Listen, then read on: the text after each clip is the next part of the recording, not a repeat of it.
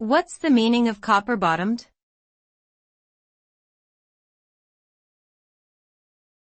Copper-bottomed.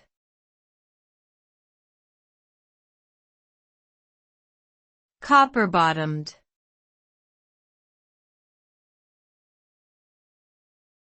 Copper-bottomed.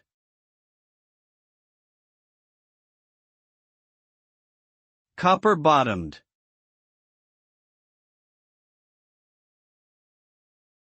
The phrase copper-bottomed typically refers to something that is considered to be solid, reliable, and trustworthy. It is often used to describe financial investments and contracts that are secure and likely to produce a good return.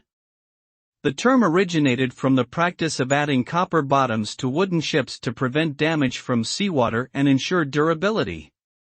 Therefore, when something is referred to as copper-bottomed, it means it has been strengthened and secured to avoid any potential risk or loss.